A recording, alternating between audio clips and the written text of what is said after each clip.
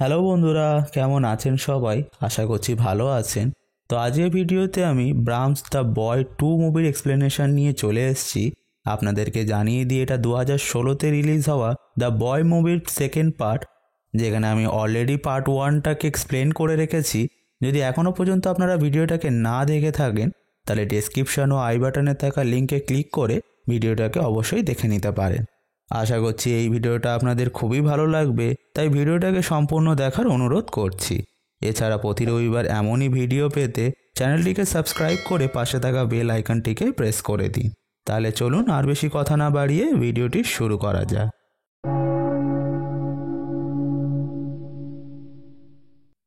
তো মুভিটির শুরুতে আমরা একটা পরিবারকে দেখি, যেখানে 3জন মেম্বার ছিল, যাদের নাম হলো শন, তার ওয়াইফ লিজা এবং তাদের একটা ছেলে জুড। এখানে আমরা জানতে পারি যে শন বেশি অর্ধেক সময় তার কাজের জন্য বাড়িতে লেট ফিরত। ফলে এমনই একদিন রাতে যখন লিজা ও জুড বাড়িতে একা ছিল, ঠিক তখনই তাদের বাড়িতে দুজন রবরি করতে আসে, যার দরুন রবারদের সঙ্গে হওয়া হাতাহাতিতে লিজার মাথায় আঘাত লাগে এবং সে বেহুশ হয়ে যায়। এখন এই সমস্ত ঘটনা জুড দেখে ফেলেছিল, যার জন্য সে এতটাই ট্রমাটাইজ হয়ে যায় যে ঘটনাটির পর থেকে সে কথা বলাই বন্ধ করে দিয়েছিল। এরপর 5 মাস পেরিয়ে যাওয়ার পরও জুড মিউট থাকে, যেখানে লিজার প্রতিদিন আলাদা আলাদা ধরনের নাইটমেয়ার আসতে লাগে। তাই শন তার পরিবারকে নিয়ে খুব চিন্তিত হয়ে পড়ে, যেখানে সে ডিসাইড করে যে সে তার পরিবারকে নিয়ে কিছুদিনের জন্য কোনো শান্ত পরিবেশে গিয়ে থাকবে।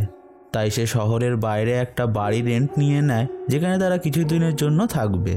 এখন বাড়িটির কাছে হিলশায়ারদের প্রপার্টি ছিল, যেখানে হিলশায়ারদের বিশাল মেনশনও উপস্থিত আছে। এখন আপনারা যদি দ্য বয় মুভি দেখে থাকেন তাহলে আপনারা জানবেন যে হিলশায়াররা ব্রামসের প্যারেন্টস, আর এই বাড়িতেই ব্রামস দেয়ালের মধ্যে থাকতো। এনিওয়েজ, বাড়িটির বাইরে জুড মাটির মধ্যে একটা ডলকে দেখতে পায়, যেটাকে সে মাটির মধ্যে থেকে বাইরে বার করে নেয়। আর বন্ধুরা, এটা সেই পোর্সালেন ডল যেটাকে আমরা দ্য বয় মুভিতে দেখেছিলাম। এখন জুড ডলটাকে নিয়ে গিয়ে তার প্যারেন্টসকে দেখায়, যেখানে তারা ডলটাকে সঙ্গে করে তাদের রেন্টেড প্রপার্টিতে ফিরে আসে। এরপর লিজা ডলটাকে ক্লিন করে, যেখানে ক্লিনিংয়ের দরুন তারা ডলটির ড্রেসের মধ্যে একটা নোট খুঁজে পায়, যার মধ্যে কিছু রুটিন লেখা ছিল, যেটা দেখার পর অ্যাজ অ্যান অডিয়েন্স আমরা বুঝতে পারি এটা সেই রুটিন যেটা ব্রামস ফলো করত। এরপর থেকে জুড ডলটির সঙ্গে সময় কাটাতে শুরু করে, যেখানে সারপ্রাইজিংলি সে ডলটির নাম ব্রামস রেখে দেয়। এখানে আমরা জানতে পারি জুড তার মা বাবার সঙ্গে লিখে কথা বলতো, যেখানে তার কথা অনুযায়ী ডল নিজে থেকেই তার নামটাকে চুজ করেছে। নেক্সট সিনে আমরা জোসেফ নামে এক ব্যক্তিকে দেখতে পাই, যে এই পুরো এলাকার দেখভাল করত। তার কাছে একটা জার্মান শেফার্ড ডগও ছিল, যেটা দেখার পর জুড লিখে জানায় যে ব্রামস জোসেফের কুকুরকে মোটেও পছন্দ করে না। এরপর থেকে জুড সব সময় ডলটির সঙ্গেই থাকতো। এছাড়া একদিন রাতে তো সে ডলটির সঙ্গে কথা বলতেও শুরু করে, যেখানে বিষয়টা জুডের প্যারেন্টসরা দেখে ফেলে and they was very happy, কারণ ফাইনালি তাদের ছেলে পুনরায় কথা বলতে শুরু করে দিয়েছে।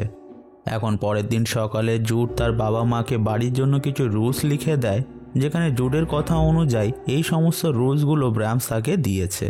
এখন অবভিয়াসলি লিজা ও শন মনে করে যে এগুলো জুডেরই কাজ, তাই তারা জুডকে এই বিষয় নিয়ে কিছুই বলে না, কারণ তারা তাদের ছেলেকে খুশি দেখতে চাইছিল। এখন সেই দিনই লিজা জুডের একটা পুরনো পুতুলকে দেখতে পায়, যেটাকে কেউ নষ্ট করে দিয়েছিল। তাই সে গিয়ে জুডকে বিষয়টা জিজ্ঞাসা করলে জুড বলে যে এটা ব্রামস করেছে। কথাটা শুনে লিজা মনে করে যে জুড তার সঙ্গে মিথ্যা কথা বলছে, তাই সে জুডকে তার রুমের মধ্যে থাকার শাস্তি দেয়। এরপর একটা সিনে আমরা ব্রামস ডলকে তার ফেস টার্ন করতে দেখি, যেখানে ডলটি নিজেকে একটা রুমের মধ্যে লক করে নেয়। শুধু এটাই নয়, পুতুলটির আইসগুলোও মুভ করছিল। এছাড়া পুতুলটি তার স্থানও পরিবর্তন করতে শুরু করে দেয়।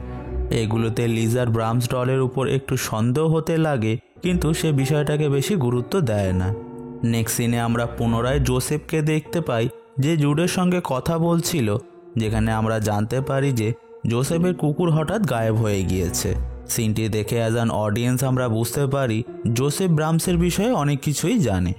এখন সেই দিন রাতেই লিজা ব্রামস ডলের হাত পা চেক করতে লাগে, যাতে সে ডলটির অ্যান্টিক মোল্ড নাম্বার জানতে পারে। যেখানে সে ডলটির পায়ের মধ্যে মোল্ড নাম্বার পেয়ে যায়, কিন্তু ঠিক তখনই ডলটির মুখ থেকে কিছু অদ্ভুত জিনিস বার হয়, যেটা দেখে লিজা প্রচণ্ড ভয় পেয়ে যায় এবং চিৎকার করে ওঠে। তার চিৎকার শুনে সেখানে শন চলে আসে আর সব কিছু পুনরায় নর্মাল হয়ে যায়। এখন সব কিছু জানার পর শন লিজাকে বলে হতে পারে এটা তার কোনো নাইটমেয়ার ছিল। এখন পরের দিন সকালে লিজা যখন জুডের নোটবুক চেক করে, সে নোটবুকটির মধ্যে কিছু অদ্ভুত ড্রয়িং খুঁজে পায়, যেটাতে জুড জোসেফের কুকুর মারা যাওয়ার ড্রয়িং, নিজের বাবা মাকে গান দিয়ে শ্যুট করে দেওয়ার ড্রয়িং, এছাড়াও এমন কিছু ডিস্টার্বিং ড্রয়িং বানিয়েছিল। ধীরে ধীরে জুডের ব্যবহার অদ্ভুত হতে শুরু করে, যেখানে সেও ব্রামস ডলের মতোই ড্রেস আপ করতে শুরু করে দিয়েছিল। জুড তার বাবা মাকে ব্রামসের রুলস বলতে লাগে, যার দরুন বাড়িতে গেস্ট অ্যালাউ ছিল না। কিন্তু একদিন রাতে ডিনার টেবিলে শন তাদের জানায় যে তাদের বাড়িতে কিছু গেস্ট আসবে, যেটা শুনে জুড তাদের বলে যে এটাতে ব্রামস খুব রাগ করেছে, তাই সেও রাগ করে খাবার খায় না, যেটাতে লিজা তাকে পানিশমেন্ট হিসাবে সেখানেই বসে থাকতে বলে। এরপর তারা সেখান থেকে চলে গেলে হঠাৎ ডাইনিং টেবিল নিজেই উল্টে যায়, যেটা দেখে লিজা মনে করতে লাগে যে হয়তো কাজটা জুডই করেছে। কিন্তু সেই মুহূর্তে সেখানে শনও চলে আসে, যেখানে তার কথা অনুযায়ী জুড এত বড় ভারী একটা টেবিলকে কখনোই ওঠাতে পারবে না, যার মানে হলো এটা লিজাই করেছে, কারণ সে সবসময় মেন্টালি ডিস্টার্ব থাকতো। অন্যদিকে আমরা পুনরায় জোসেফকে দেখি যে জঙ্গলের মধ্যে তার কুকুরকে মৃত পড়ে থাকতে দেখে। এদিকে বাড়িতে ঘটনাটির পর লিজা জুডকে তার রুমের মধ্যে লক করে দেয়, কিন্তু জুড ব্রামসকে নিয়ে তার রুমের জানালা দিয়ে সেখান থেকে পালিয়ে যায়, যেটা দেখতে পেয়ে লিজা ও শন জুডকে খুঁজতে শুরু করে। আর লিজা জুডকে খুঁজতে খুঁজতে হিলশায়ারের মেনশনে চলে যায়, যেখানে কিছু অদ্ভুত জিনিসপত্র ঘটতে লাগে। বাড়িটির মধ্যে লিজা ব্রামস ডলকে দেখতে পায়, যেখানে জুড একটা ক্রিপি মাস্ক পরে দাঁড়িয়েছিল। ঠিক তখনই সেখানে শন ও জোসেফ চলে আসে, যেটার পর তারা জুডকে নিয়ে সেখান থেকে চলে যায়। এরপর জোসেফ লিজা ও শনকে ব্রামসের পুরো কাহিনী শোনায়, যেটাকে আমরা দ্য বয় মুভিতে দেখেছিলাম। সে আরও বলে যে ঘটনাটির পরে ব্রামস পুরো পাগল হয়ে গিয়েছিল, যেখানে সে দুজনকে মেরে ফেলার দরুন নিজেও আত্মহত্যা করে নিয়েছিল। Now this story was very surprising for Sean, কারণ জুডো পুতুলটির নাম ব্রামস রেখেছিল, উপরন্ত সে হঠাৎ করে কথা বলতেও শুরু করে দিয়েছিল। এনিওয়েজ পরের দিন সকালে শনের গেস্ট তাদের রেন্টাল প্রপার্টিতে আসে, যেখানে জুড তার পুতুলের মতোই ড্রেস পরে বাড়িতে বসেছিল। গেস্টদের মধ্যে হাজব্যান্ড, ওয়াইফ ও তাদের দুটো ছেলে মেয়ে ছিল, যাদের সঙ্গে জুড বাইরে খেলতে চলে যায়। এখন খেলতে খেলতে বড় ছেলেটা জুডকে মেন্টাল বলে এবং তার পুতুল ব্রামসকেও ডিসরেসপেক্ট করে, যেটা ব্রামস ডল বসে শুনছিল। আর ঠিক তখনই হঠাৎ বড় ছেলেটি একটা তীক্ষ্ণ লাঠির উপরে পড়ে যায়, ফলে সে সঙ্গে সঙ্গে খুব গুরুতরভাবে আহত হয়ে পড়ে, যেটা দেখতে পেয়ে শন সঙ্গে সঙ্গে তাদের গেস্ট ফ্রেন্ডকে নিয়ে বাচ্চাটাকে হসপিটালে নিয়ে যায়, যেখানে বাড়িতে শুধুমাত্র লিজা ও জুডি ছিল। এরপর লিজা ব্রামস ডলকে বাড়ির বাইরেই রেখে আসে এবং সে হিলশায়ারের পরিবারের বিষয়ে ইন্টারনেটে সার্চ করতে লাগে, যেখানে সে জানতে পারে যে হিলশায়ারদের প্রপার্টিতে কিছু অদ্ভুত ইনসিডেন্ট ঘটেছে, যেটা জানার পর লিজা খুব ভয় পেয়ে যায়।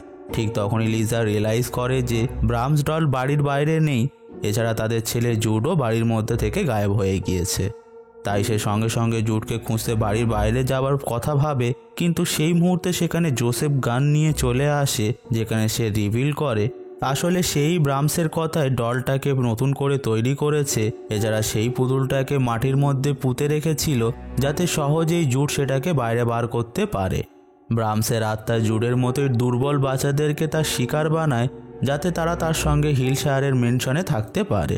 এখন এই সিনটা দেখে অ্যাজ অ্যান অডিয়েন্স আমরা বুঝতে পারি ব্রামসের আত্মা জোসেফকে কন্ট্রোল করছিল, যার জন্য সে লিজার পথ আটকে দাঁড়িয়েছিল। এখন লিজা খুব কষ্টে জোসেফের থেকে গান ছিনিয়ে নিয়ে সেই গান দিয়েই তার উপর শ্যুট করে দেয়, যেটার পর সে গানটি নিয়ে হিলশায়ারের বাড়িতে চলে যায় তার ছেলেকে খুঁজতে।